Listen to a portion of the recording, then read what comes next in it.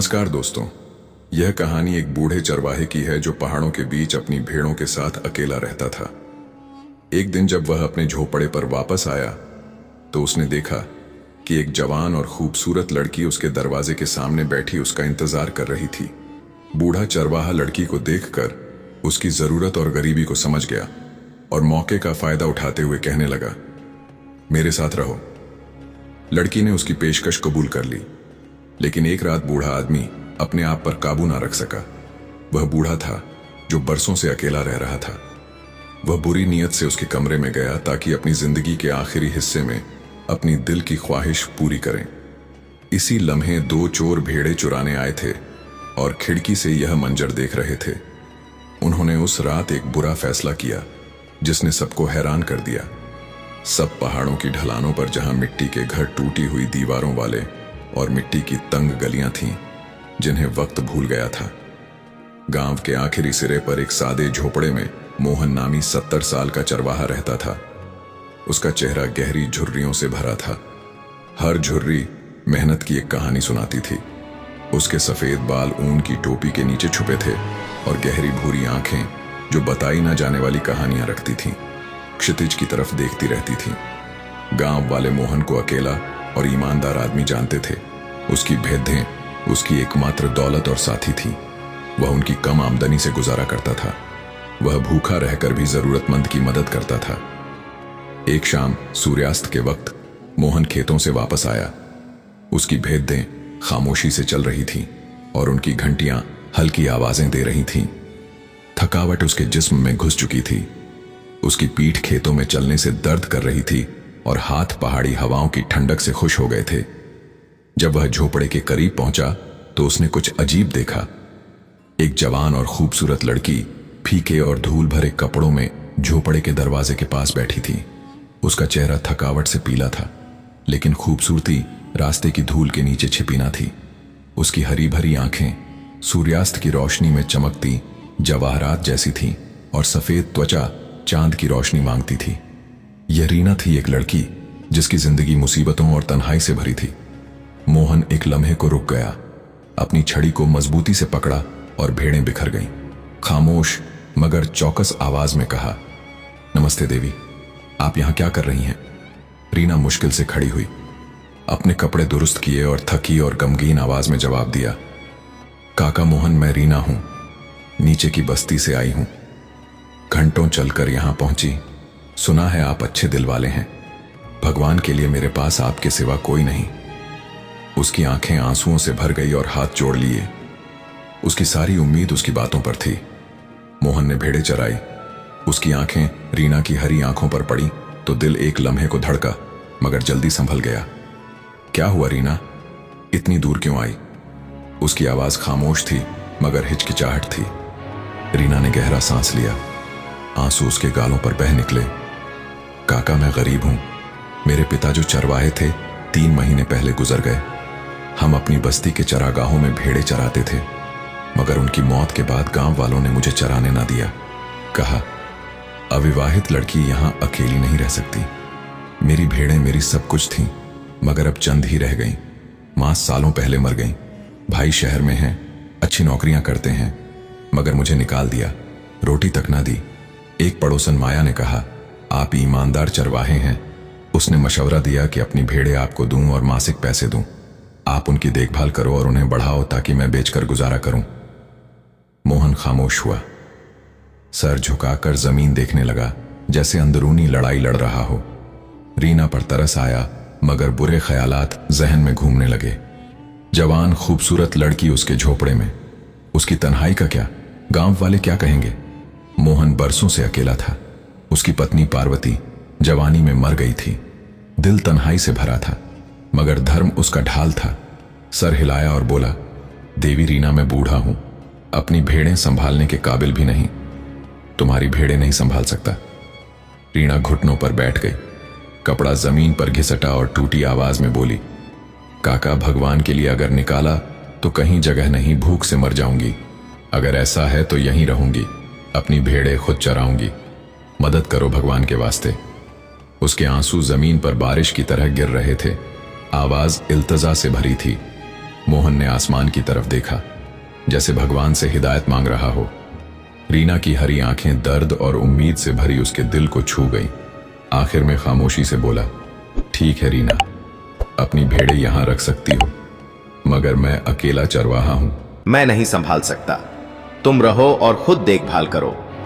मैं तुम्हारे लिए जगह तैयार करता हूं। रीना ने शुक्र से भरी आंखों से सर हिलाया और बोली, जैसे आप कहें काका मोहन, भगवान आपका भला करें। मोहन उसे झोपड़े में ले गया। भेड़खाने के पास एक मिट्टी का कमरा था जो चारे का गोदाम था।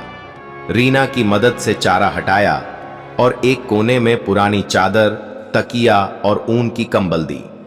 रीना ने कमरे को देखा। मिट्टी और भेड़ों की बू थी, मगर उसे जन्नत लगी।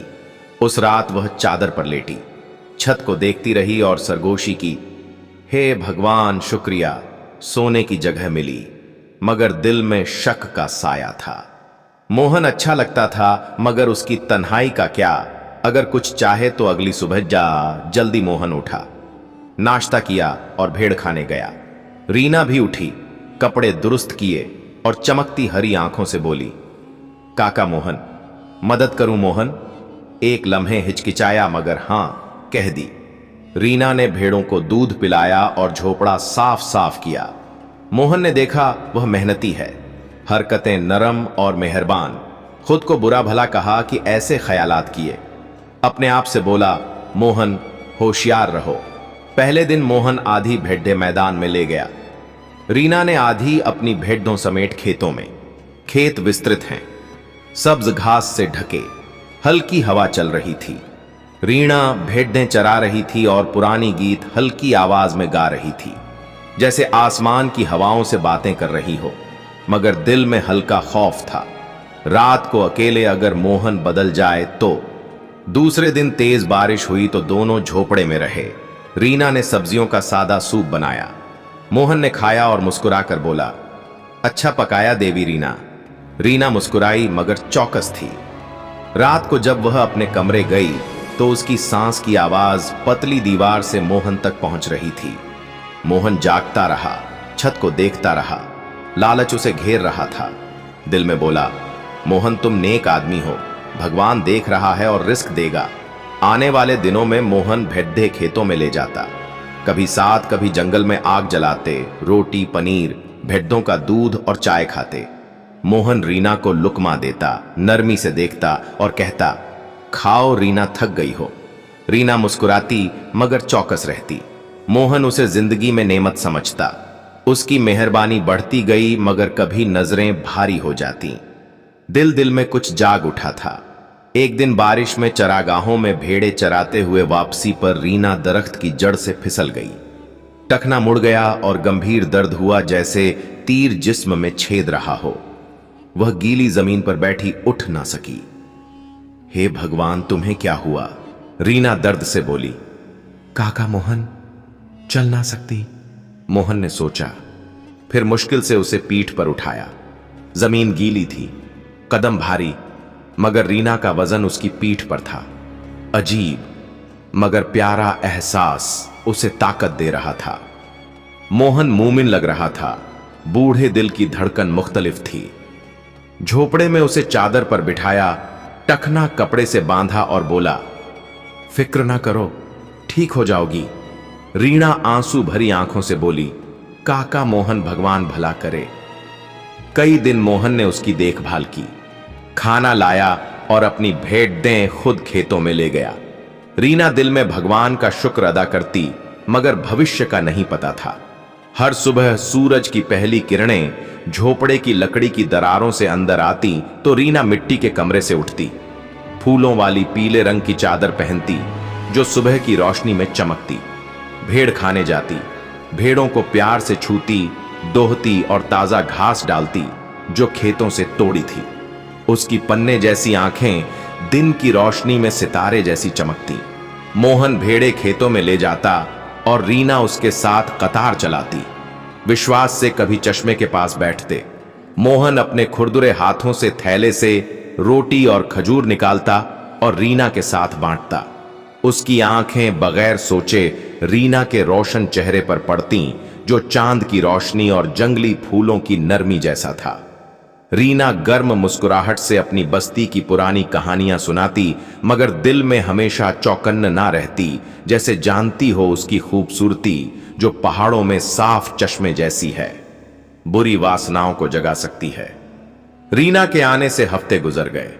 हर सुबह सूरज निकलने पर उठती भेड़े दोहती खिलाती और मोहन के साथ खेतों जाती। छोटा मिट्टी का झोपड़ा भेड़ खाने के पास जो चारे का गोदाम था, अब उसका घर था। रीना ने अपने हाथों से साफ किया, एक कोने में जंगली फूलों से सजाया ताकि मिट्टी और भेड़ों की भूख कम हो, मगर दिल में शक का साया हमेशा था। मोहन अच्छा लगता, मगर कभी नजरें बदल जाती। जब रोटी और दूध का लुकमा देता, रीना का दिल तेजी से धड़कता, भगवान से दुआ करती और पनाह मांगती, मगर अनिश्चितता का एहसास न जाता। मोहन भी खामोश लड़ाई लड़ रहा था। तन्हाई गहरी कुएं जैसी उसे निगल रही थी बरसों से। कोई साथी न था सिवाय भेड़ों के। अब रीना हरी चमकती और सफेद त्वचा के साथ उसके झोपड़े में रोशनी थी, मगर शैतान की फुसफुसाहट कान में सरगोशी कर रही थी। अपने आप से बोलता मोहन, रीना दूसरी औरतों जैसी नहीं, भगवान से ना डरो। मगर जब रीना खेतों में गाती या जंगल की आग के पास मुस्कुराती तो दिल तेजी से धड़कता। उसकी मेहरबानी दिन ब दिन बढ़ती, मगर नजरें भारी होती। दिल में कुछ जाग उठा था।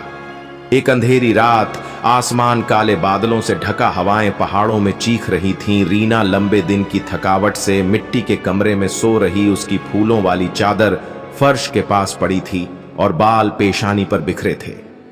मोहन झोपड़े के मरकजी कमरे में जाग रहा था।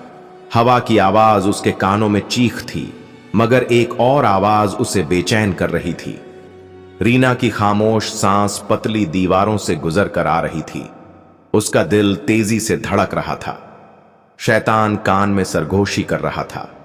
बरसों अकेला था और अब जवान खूबसूरत लड़की उसके झोपड़े में दिल में बोला, बस एक नजर नुकसान नहीं देखकर वापस यह ख्यालात जहर की तरह फैल गए। मोहन उठा, कदम खामोश मगर भारी, जैसे जानता हो कि नहीं जाना चाहिए, मगर रुक ना सका। हाथ लकड़ी के दरवाजे के फ्रेम पर रखा और एक लम्हे रुक गया। सांस भारी थी, आंखें अंधेरे में चमक रही थीं। दरवाजा खामोशी से खोला। रीना गहरी नींद में थी, कुछ ना सुनी। मोहन अंदर एक कदम बढ़ा। उसकी बंद आंखों और खूबसूरत चेहरे को देखा जो चांद की रोशनी में चमक रहा था। दिल ढोल की तरह धड़क रहा था। सांस के नीचे सरगोशी की ओर एक कदम और बढ़ा। रीना की चादर पकड़ी। अचानक रीना की आंखें खुल गईं। चांद की रोशनी मोहन के चेहरे पर पड़ी। उसकी आंखें जलते अंगारों जैसी थीं। रीना अपनी जगह से उछली, सांस रुक गई और बोली, का मोहन क्या हुआ? उसकी आवाज खौफ और हैरत से कांप रही थी। मोहन एक लम्हे खामोश रहा, जैसे खुद से लड़ रहा हो। फिर खामोश आवाज में बोला, रीना, मैं बस देखने आया था कि सो रही हो या जाग रही हो। हवा तेज है, सोचा शायद डर गई हो। मगर उसकी आंखें झूठ बोल रही थीं। उसकी नजर भारी थी, कुछ ऐसा जो रीना सोच ना सकी। रीना ने फूलों वाली चादर खींची। दिल पिंजरे में परिंदे की तरह धड़क रहा था और बोली, काका मोहन, मैं ठीक हूं, जाओ सो जाओ। आवाज सख्त थी मगर खौफ गूंज रहा था। मोहन करीब आया। एक लम्हे देखता रहा जैसे कुछ कहना चाहे। हाथ बढ़ाया मगर रुक गया। बोला, माफ कर रीना, डराने का इरादा ना था। मुड़ा और दरवाजा बंद किया, मगर उसका साया कमरे में रह गया। रीना सुबह तक जागती रही, रोती रही। मोहन अब उसकी आंखों में ईमानदार ना रहा, कुछ बदल गया था। रीना ने फैसला किया, ज्यादा चौकस रहेगी, मगर झोपड़ा छोड़ना ना चाहा। भेड़े उसकी सब कुछ थी। मोहन उसे पनाह दे रहा था, उसकी बुरी हरकत के बावजूद। अगली शाम सूर्यास्त पर जब रीना झोपड़े पर आई तो अजीब मंजर देखा। मोहन ने कहा, उस रात उसके झोपड़े में आकर रात का खाना खाए और कुछ वक्त गुजारे। रीना पहले हिचकिचाई, फिर हां कह दी। जब मोहन के झोपड़े में दाखिल हुई तो हैरान रह गई। मोहन ने कमरे को दों से भर दिया था। खूबसूरत दस्तरखान बिछाया और उसके पास फूलों की पंखुड़ियों से सजा चादर। रात उनकी शादी की रात जैसी थी। रीना को दिल में कुछ हुआ, जैसे यह रात दूसरी रातों से मुख्तलिफ है। उनकी जानकारी के बगैर दो दोस्त पहाड़ों के अंधेरे में घूम रहे थे।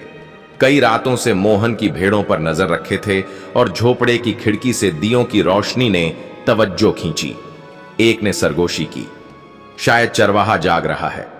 खिड़की से देखें। खिड़की के करीब आए और दरार से देखा। मंजर ने उन्हें चोरी का मंसूबा एक लम्हे को भुला दिया। बूढ़ा चरवाहा मोहन रीना के पास बैठा, उसके हाथ पकड़े आशिकों की बातें कर रहा था जो बीच में रुक जाती थीं। हल्की रोशनी में रीना की खूबसूरती और मोहन की जज्बाती नजर ने उन्हें हैरान कर दिया। एक चोर ने सरगोशी की, यह बूढ़ा मोहब्बत में पड़ गया। दूसरे ने हंसकर कहा, इंतजार करो, देखें क्या होता है। मोहन करीब आया जैसे कुछ करने वाला हो, मगर अचानक भेड़ों के कुत्ते अजनबी बाज सूंघ कर जोर से भौंकने लगे। आवाज वादी में गूंजी और मोहन और रीना अपनी जगह से उछल पड़े। मोहन छड़ी पकड़ी और बाहर चीखा, कौन है? चोर हैरान होकर जंगल की तरफ भागे और कुत्ते उनका पीछा करने लगे। रीना ने आंसू भरी आंखों से मोहन को देखा और बोली, मोहन सही, मैं यहां नहीं रह सकती, मेरी इज्जत चली गई। मोहन ने शर्म से सर झुकाया और बोला, रीना, भगवान की कसम, डराने का इरादा ना था। शैतान ने बहकाया, मगर रीना का विश्वास टूट गया। अगले दिन उसने सामान जमा किया, भेदें एक गांव वाले को बेची। जो थोड़े पैसे मिले उनसे अपनी बस्ती वापस गई। रास्ते भर रोती रही और अपने भाग्य पर भगवान से दुआ करती रही। जल्दी उसकी भेड़ें खत्म हो गईं और वह फिर अकेली हो गई। दिल टूटा और बेघर चोरों को भेड़े चुराने में नाकामी दिल में जख्म छोड़ गई। उन्होंने फैसला किया मोहन को सजा दें। अगले दिन गांव में उस रात की कहानी फैला दी। गांव वाले हैरान और मोहन से नाराज हो गए। कई दिन बाद बुरे मंसूबे के साथ वापस आए। अच्छे कपड़े पहने, पुरानी कैमरा और माइक लेकर आए जो कहीं से उधार लिए, और एक ड्राइवर और ट्रक साथ एक मोहन के झोपड़े के करीब आया और मुस्कुराकर बोला, नमस्ते काका मोहन, हम टीवी से हैं। चरवाहों की जिंदगी पर दस्तावेजी फिल्म बनाना चाहते हैं। आप चरवाहे हैं, हमें दिखाएं आप भेड़े पहाड़ों में कैसे ले जाते हैं।